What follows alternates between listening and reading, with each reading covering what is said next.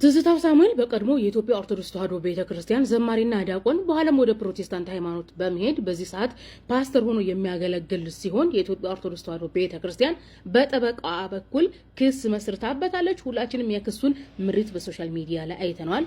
ይህን ቪዲዮ እንድሰራ ያደረገኝ ጠንካራ ተቋም ራሱን ማስከበር እንደሚችል ነው። በኢትዮጵያ ታሪክ የኢትዮጵያ ሙስሊሞች ጠንካራ ተቋም የሌላቸው በተለያዩ ዘመን የሚመጡ የኢትዮጵያ አስተዳዳሪዎች የኢትዮጵያ ሙስሊም ጥንካሬውን የቀሙ ልፍስፍስ ያደረጉት ሲሆኑ የኢትዮጵያ ሙስሊሞች ተቋም ከዛ ልፍስፍስነቱ ወጥቶ ጠንካራ ተቋምን መገንባት ያልቻለ ነው። በሚያሳዝን ሁኔታ የኢትዮጵያ ሙስሊሞች ጉዳይ ተቋሙ በወላይታ፣ በጋሞ፣ በሲዳማ፣ በሀዲያና በከምባታ አሁን ላይ በጉራጌ አማኞችን የሚያጣ ተቋም ነው። የኢትዮጵያ እስልምና ጉዳዮች አማኞቹ፣ ምእመናኖቹ፣ ሙስሊሞቹ ከብርሃን ወደ ጨለማ ሲሄዱ ያልሰማ እንቅልፍ ላይ ያለ ልፍስፍስ ተቋም ነው። የኢትዮጵያ ኦርቶዶክስ ተዋሕዶ ቤተክርስቲያን በሁሉም የኢትዮጵያ ክፍሎች ምእመናኖቿ መብታቸው የተከበረ ቤተ እምነት ያላቸው የእምነቱ ትምህርት የሚሰጣቸው ናቸው። በኢትዮጵያ ታሪክ ግን የእስልምና ተቋም በኢትዮጵያ ዙሪያ በሁሉም የኢትዮጵያ ክልሎች ሙስሊሙ መብቱ የተረገጠ ሁለተኛ ዜጋ ነን ስቲል ቤተ እምነት የማይሰራላቸው። የሚገርማችሁ ነገር ደቡብ ኢትዮጵያ ላይ ሙስሊም እንዳለ አያውቅም ተቋሙ። ታውቃላችሁ? የሚያስቀው ደግሞ አሁን ላይ በመጅልስ ይጣላሉ። እኔ እኮ የኢትዮጵያ ኦርቶዶክስ ተዋሕዶ ቤተክርስቲያን አስታውሳለሁኝ። እኔ ከገጠር ወደ ከተማ አስኮላ ለመቁጠር መጣሁኝ። እኔ የከተማን ህይወት እየተለማመድኩት ስመጣ ቴሌቪዥን ጀመርኩኝና በናፄ ወያኔ ዘመን አርያ ሰብ የሚባል ቴሌቪዥን ፕሮግራም አለ። እዛ ላይ የኢትዮጵያ ኦርቶዶክስ ተዋሕዶ ቤተክርስቲያን አርያ ሰቡን አቀርባለች። የቲሞችን ያሳደገቻቸው ያስተማረቻቸው ራሳቸውን ችለው ሌሎችን የቲሞች ማሳደግ እንደቻሉ አርያ ሰቡ ነው ቀርቧል። በኢትዮጵያ እስልምና ተቋም ግን እንኳን አይደለም የቲም ላሳድጉ የቲሙን ገንዘብ በልተውት ይሆናል። እንደው ይቀርበለ ጌታ አስባችሁታል? የቲም እንዳለ አያውቁም፣ ድሃ እንዳለ አያውቁም፣ ሙስሊም በደቡብ ክልል እንዳለ አያውቁም፣ ከከተማ ወጣ አያውቁም። ገጠር ሙስሊም ያለ አይመስላቸውም። ነገር ግን ኢትዮጵያ ኦርቶዶክስ ተዋሕዶ ቤተክርስቲያን አማኞቿን በመጠበቅ የሷ ሃይማኖት ላልደረሰበት አካባቢ ህዝቡ የሷን ሃይማኖት እንዲከተል ቢሊየን ብሮችን በመመደብ የሃይማኖት ኢንቨስትመንት የምታደርግ ናት። የእስልምና ተቋሞች እንኳን አይደለም የሃይማኖት ኢንቨስትመንት ሊያደርጉ የራሳቸው ምእመናን እየተቀሙ የምእመናን ኪሳራ ያለበት ተቋም ነው። የኢትዮጵያ ኦርቶዶክስ ተዋሕዶ ቤተክርስቲያን ጠንካራ ተቋም ምእመናኖች የምትጠብቅ ቤተ እምነት የምትሰራላቸው ትምህርት የምታስተምራቸው ብቻም ሳትሆን ከኢትዮጵያ ወደ ውጭ ሀገርም ተከትላቸው ሄዳ ቤተ እምነት የምትገነባላቸው ጎበዝ ታታሪ ሰራተኛ ናት። በጣም ብዙ ፍሉስ አላት። በነገራችን ላይ በቢሊዮን የሚቆጠር ፋይናንስ አላት። አሁን በቅርቡ ባለፈ አንድ ፖስት አይቼ ነበር ፌስቡክ ላይ መጅልሱ በሚሊዮን የሚቆጠር እዳ አለበት። እዳ አስባችሁ አንድ ተቋም እዳ ያለበት ተቋም ይዟችሁ ገደል የሚገባ እኮ ነው።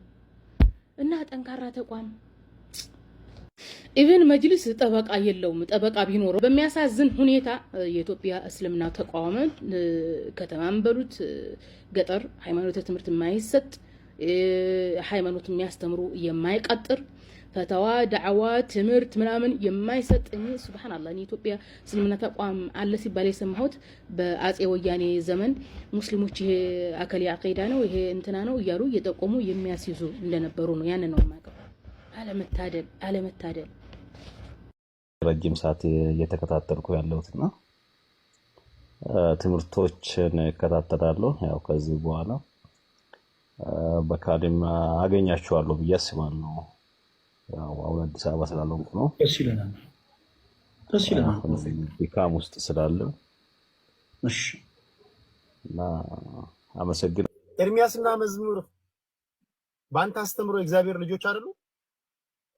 ኢየሱስን ጌታ ብሎ የሚያምን ኢየሱስ ያድናል ብሎ የሚያምን ኢየሱስ ብቻ ነው ጌታ ያለማንም አጋዥ ኢየሱስ ብቻውን ያድናል ብሎ የሚያምን እርሱ የእግዚአብሔር ልጅ ነው።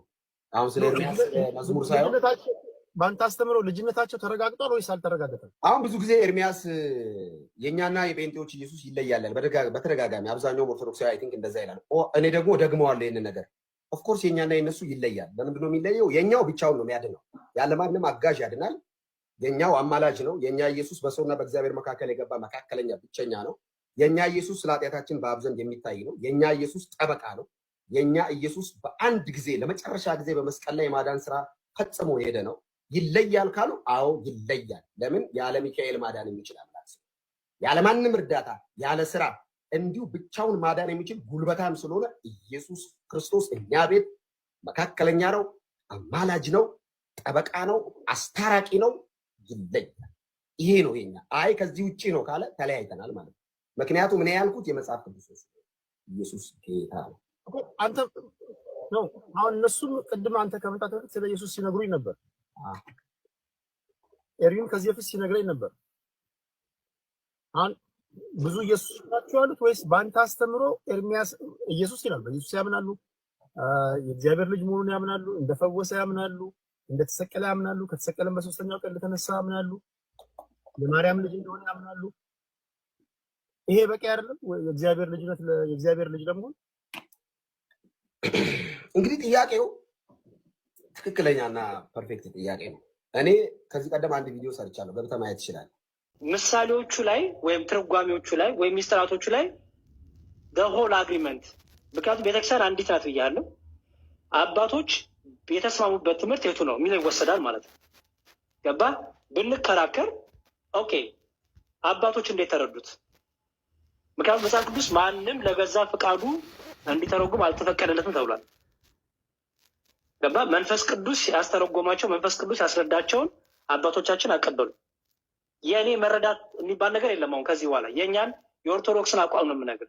አሁን ዲያቆን ፈለገ ወይም ኤርሚ የእኔ መረዳቱ ላይ ጀምሩ፣ የቤተክርስቲያኔ መረዳት ነው የሚሉት። ለምን? ምን አለ? ቼኑ አለ፣ ሰንሰለቱ አለ፣ ቅብብሎሹ አለ። ገባ? ቅብብሎች ስላለ ከጌታ ሐዋርያት፣ ከሐዋርያቱ የሐዋርያቱ ደግሞ ተማሪዎች እያለ ደግሞ እኛ ጋር ደረሰ ማለት ነው። ስለዚህ ቅብብሎሹን የጠበቀ ትርጉም፣ ቅብብሎሹን የጠበቀ ቤተክርስቲያን ያረዳድ ያስፈልጋል ማለት ነው።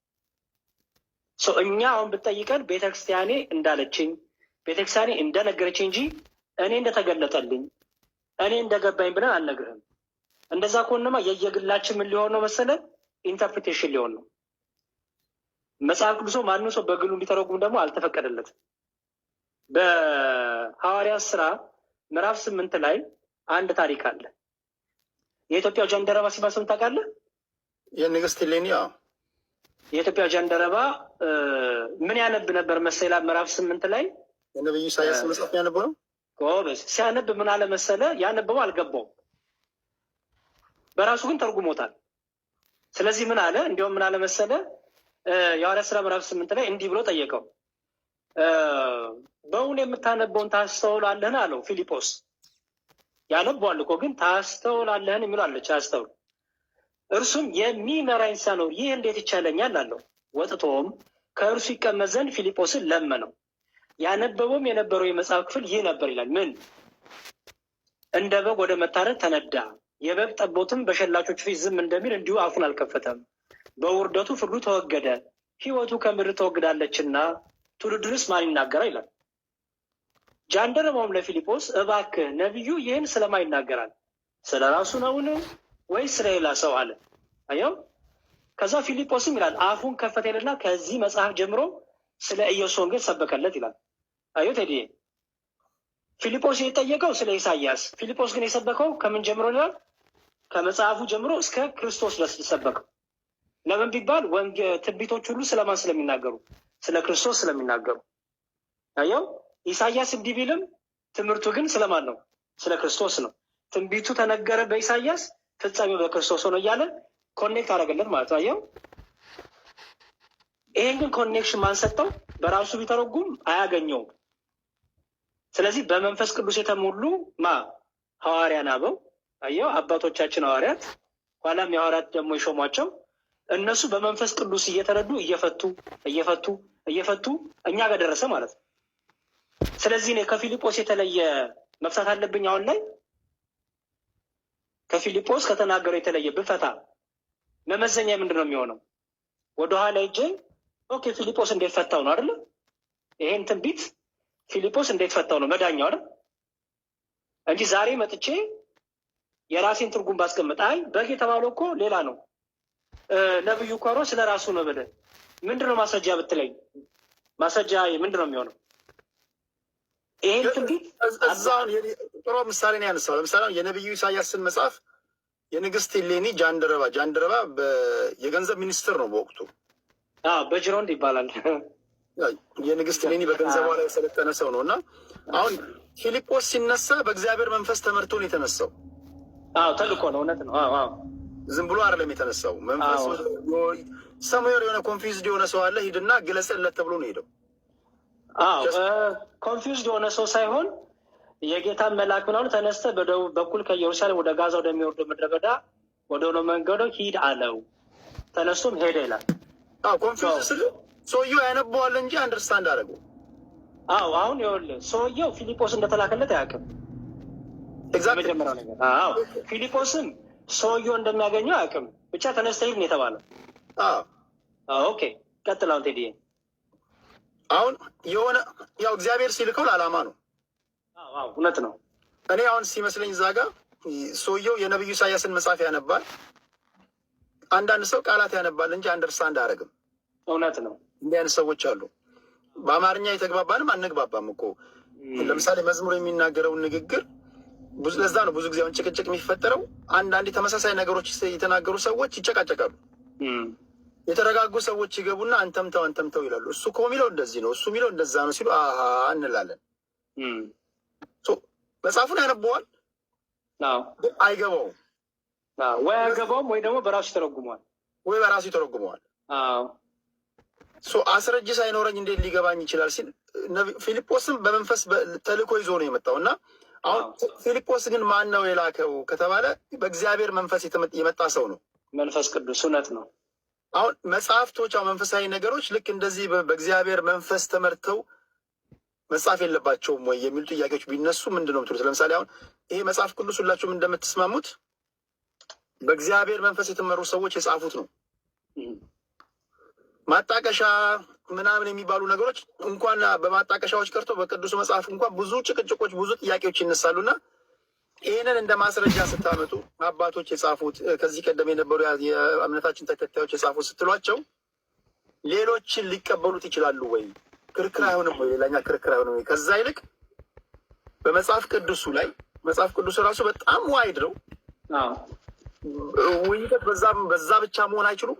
የእስልምና እምነት ተከታዮች ቁርአንን ይዘው ይመጡ፣ አንደርስታንድ ታደርጋለህ። እናንተ ግን ክርስቲያኖች ሴንተር አድርጋችሁ ማውራት ያለባችሁ እና መጫወት ያለባችሁ በመጽሐፍ ቅዱስ ዙሪያና ዙሪያ ብቻ መሆን የለበትም ወይ?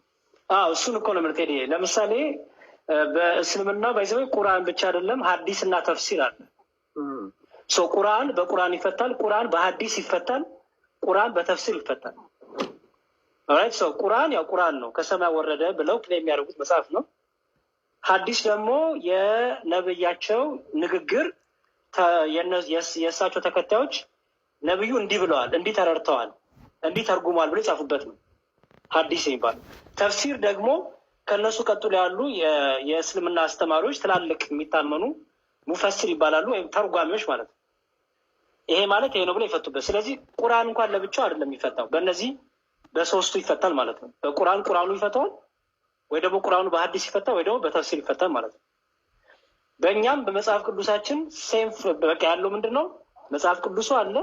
መጽሐፍ ቅዱሱ ግን እኛና እነሱ ያለው ልዩነት፣ እኛ ከሰማይ ያወረደ መጽሐፍ አለ፣ መንፈስ ቅዱስ የተሞላበቱ ጻፉት ነው የምንለው እኛ።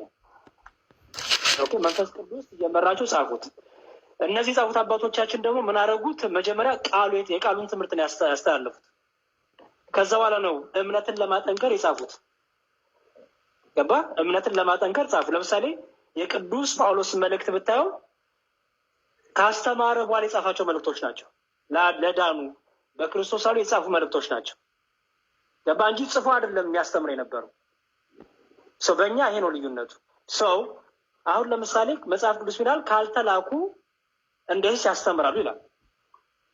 እኛ ምን እናምናለን? ትክክለኛው ትምህርት በቅብብሎሽ ያለፈ መሆን አለበት ብለን እናምናለን። ክርስቶስ ካላካቸው ማን እንደላካቸው በምን ታውቃለህ? ገባ? ሐዋርያቱ የላከ ክርስቶስ ነው። ስለዚህ የምትሰማው ትምህርት ትክክለኛ የክርስቶስ ትምህርት ሆኖ የምታራግጠው ከክርስቶስ የተላኩ መሆን አለባቸው የመጀመሪያው። ቀጥሎ ደግሞ ከክርስቶስ የተቀበሉትን ደግሞ እነዚህ ሐዋርያት ደግሞ ለሌላ ሰው ማስተላለፍ አለባቸው አይደል? እንዳስተላለፉ ጥቅስ ልስጥህ። የሐዋርያት ስራ ላይ ሜላ መሰለ የሐዋርያት ስራ ምዕራፍ 6 ቁጥር 5 አሁን ቅብብሎሹን ላሳይክ ነው። የሐዋርያት ስራ ምዕራፍ 6 ቁጥር 5 ይህም ቃል ሕዝቡን ሁሉ ደስ አሰኛቸው፣ እምነትና መንፈስ ቅዱስም የሞላበትን ሰው ይላል። እስጢፋኖስን የመረጡትን ያው ቻለው አውራ ያን ቃል አውቃለሁ፣ ግን ቻለው እና አውራ እንዳልኩ ተረጋጋ። ቅድም ራስህን አንተ እኮ ስትናገር ብዙ አይነት ግድላለ ግድ የለም ኤርሚዬ ጥራ ወይንስ ቆይ አይደለም እንዳልክ አሁን እኮ ቅድም አንተ ስትናገር ቆይ ብዙ አይነት ኢየሱስ አለ አልክ አላልኩም። በአንዱ በኢየሱስ የተለያየ አስተምሮ ነው ያልኩት። እና ኢየሱስ አልካ የኛ ኢየሱስ እያልክ ነው ያወራው። ኖ ኢየሱስ አንድ ነው። አስተምሮ ኢየሱስ ላይ የተለያየ ብዙ አይነት ኢየሱስ የሚል ካፌ ያልወጣም ቴዲ ያልኩት ኢየሱስ አንድ ነው። በአንዱ በኢየሱስ በኩል የተለያየ ትምህርት አለ ነው አለቀ። ከኢየሱስ ውጪ ስለምንም ነገር መስማት አልፈልግም። ተረት ከጀመረ እወጣለሁ። ደስ አይለኝም። እኔ ተረት አልወድም። ኧረ ተረጋጋ። ቆይ እንዳልክ ምንም የምረጋጋው ነገር ያንተ ስብከት እኮ ለእሱ ተረት ነው። የእሱ ልክ ተረት እንደሆነ አላውቅም። እኔ መጽሐፍ ቅዱስ መጽሐፍ ቅዱስ ተረት ነው ብሎ ካመነ ይመቸው። አንተ ተረት ነው የምትለው አሁን ያንተ ቴዲ እኔ ጭቅጭቅ ምናምን ዲቤት አልወድም። ስለ ኢየሱስ ያወራል። ሁላችሁ በቤታችሁ ሪኩዌስት ልካችሁልኝ ስለመጣችሁ እንጂ በቤቴ ቢሆን እንዴት እንደማወያ አውቃለሁ። ያው እንደዛ በቃ ቴዲ እኔ አቋሜ ነው። ስታንድ ነው ቴዲ፣ ይሄ እኔ ስታንድ ነው። አለቀ። ስታንድ ነው። አቋም ነው። አቋም ትደግፋለህ።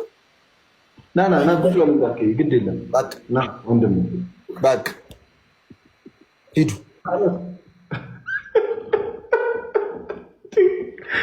የተናገርኩት ነገር አለ እንዴ?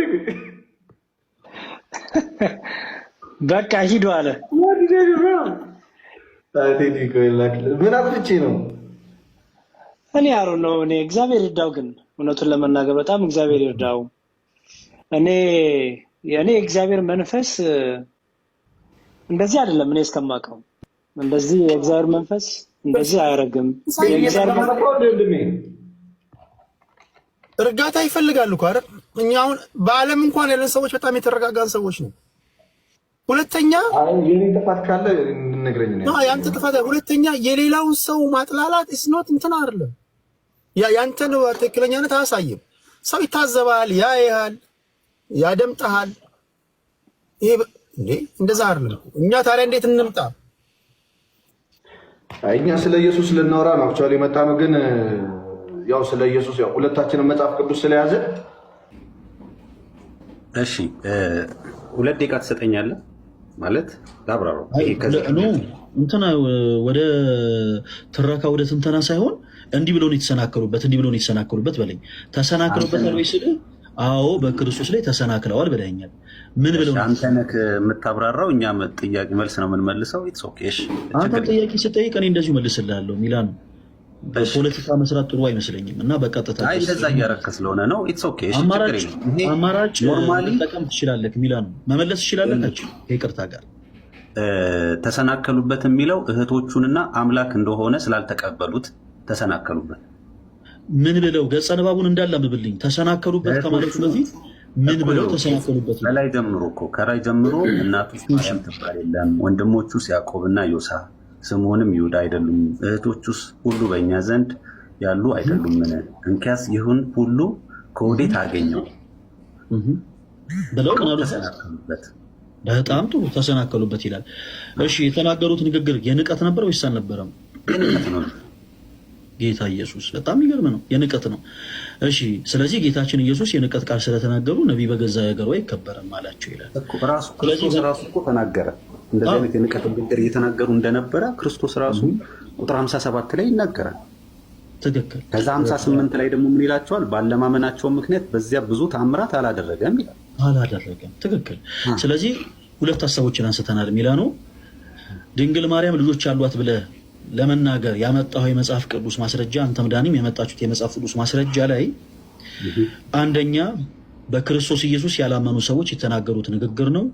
ሁለተኛ እንዲህ በማለታቸው ማለት በተናገሯቸው ንግግሮች በክርስቶስ ኢየሱስ ላይ ተሰናክለው ነበር። ኢንሴንስ እናንተም የተሰናከላችሁ ነው። ሶስተኛ ደረጃ የተናገሩት ንግግር የንቀት ነበረ፣ አጭርና ግልጽ። ከዛ ክርስቶስ ምን አለ? እይትከበር ነቢይ በሀገረ፣ ነቢይ በገዛ ሀገሩ አይከበርም አላቸው ይላል። ለምን? ስላላከበሩት።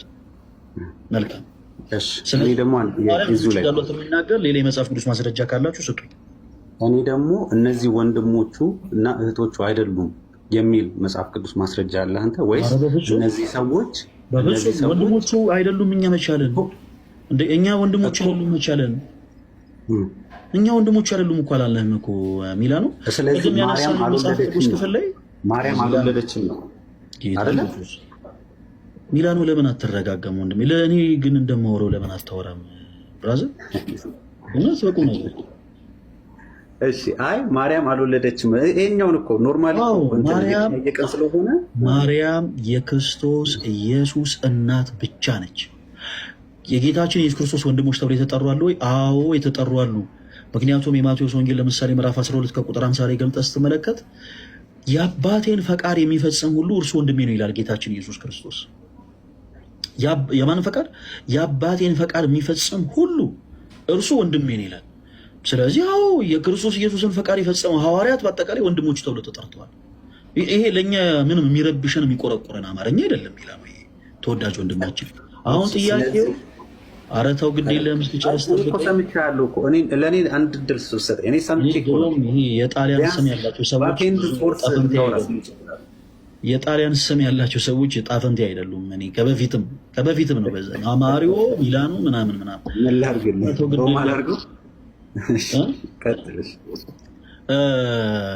አሁን ላልከኝ ሀሳብ እኮ በቂ የሆነ ነገር እየነገርኩህ ነበረ።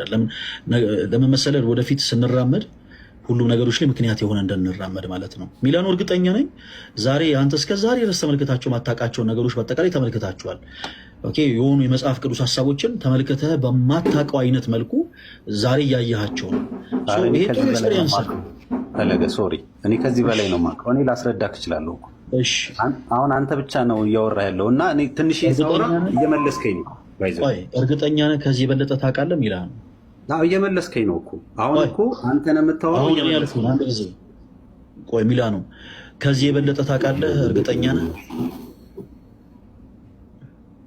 አሁን ለምሳሌ ፈለገ አሁን አንተ ያዕቆብና ዮሴፍ እኔ አሁን ያልኩህ ብቻ ከዚህ የበለጠ ታውቃለህ ወይ ሚላኑ? እሺ ይሄንን ችግር የለውም እሱን ተወውና ያዕቆብ ይሁዳና ስምዖን ወንድሞቹ ናቸው ሲሉ ከዚህ የበለጠ ታውቃለህ ወይ?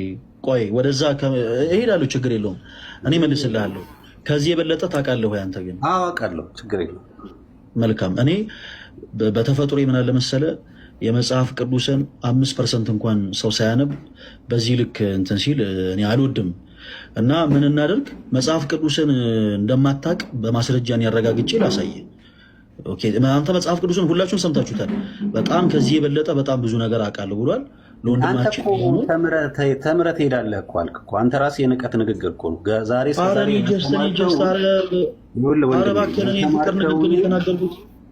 እስከዛሬ ተምረህ ያላወቅከውን ያላየኸውን እይታ ዛሬ አሳይቼ ካለው አይባልም። ሲጀመር አንተ ራስህ እኔ ያውቃለሁ አንተ አታውቅም ነው ያልከው። ባይዘው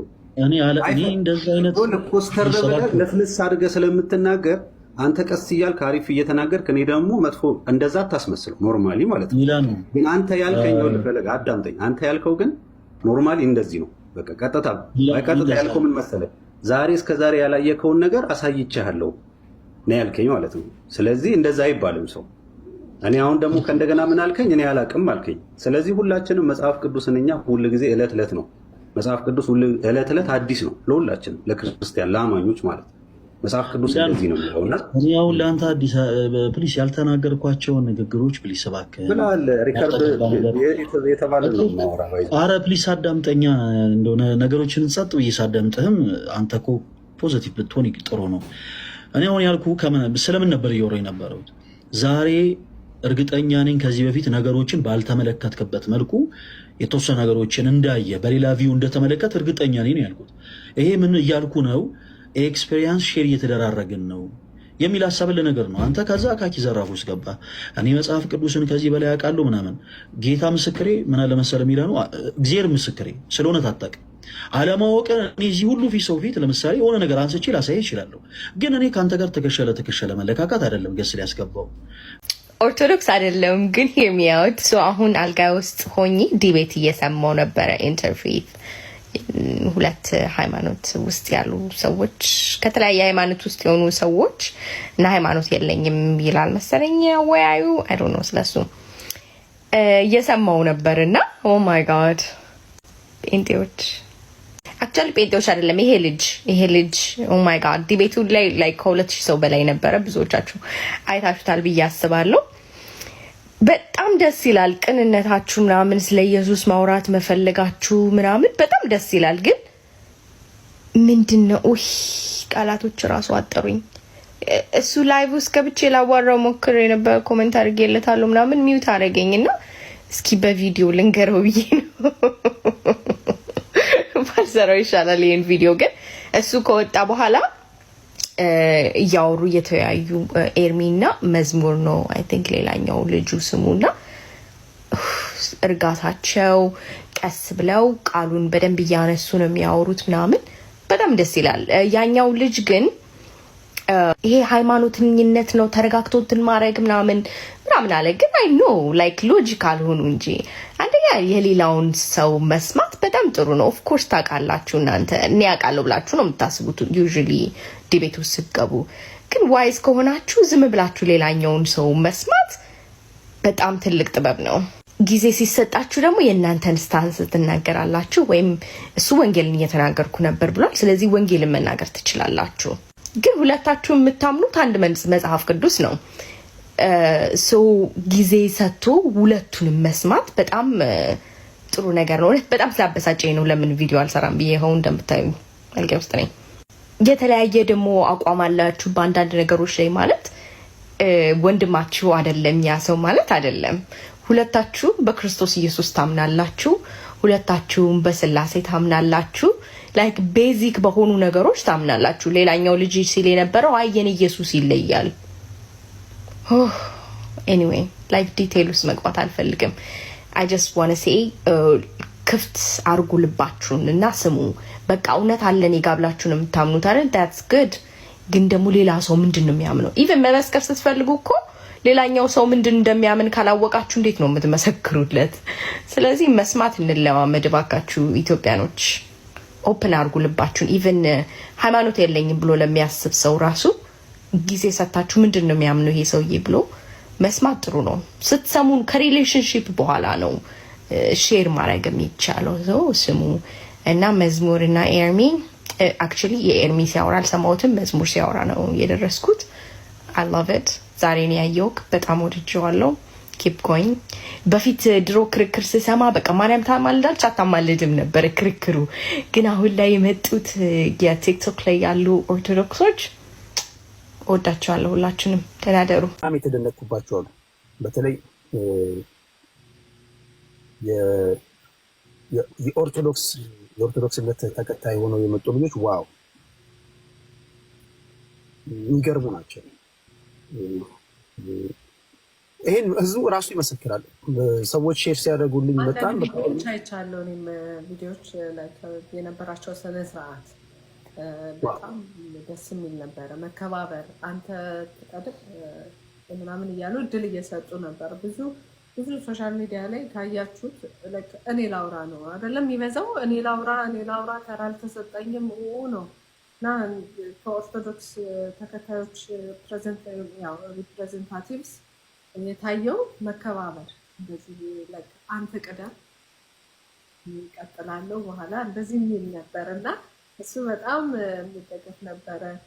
እንደ አጋጣሚ ሆኖ አንደኛው ኤርሚ ነበረ። ኤርሚ ቅድም ገብቶ ነበረ እና ላደረከው ጥሩ ነገር ነው እና በርታ ምናምን ስንለው እኔ ምንም አላደረኩም እና አይገባኝም ይሁሉ ክብር እያለ ነበር። እኔ ግን ምን እንደመሰለሽ አሁን እኔ አንድ የተረዳሁት ነገር ማህበረሰባችን ያጣው ሰላማዊ ኢንቫይሮንመንት ነው እንጂ ሁሉም በየዘርፉ እውቀት አለው። አሁን እኔ ምንም ያደረኩላቸው ነገር የለም። ሰላማዊ ኢንቫይሮንመንት ነው የፈጠርኩላቸውና የሰው ልጅ ተናግሮ እስኪጨርስ ካደመጥሽው ምን እንደሚል እስኪገባሽ ድረስ ካደመጥሽው ሁሉም ሰው የራሱ መገለጥ አለው። አሁን አንዳንዴ ለማድመጥ የሆነ ቦታ በሃይማኖታዊ ጉዳይ ፖለቲካ ጨርሼ ስገባ እንኳን ልትፈወሽ እንኳን ሰላም ልታገኝ በሃይማኖት ጉዳይ ላይ ስታደምጪ ሰላማዊ ነገር ነው አይደል የምጠብቀው።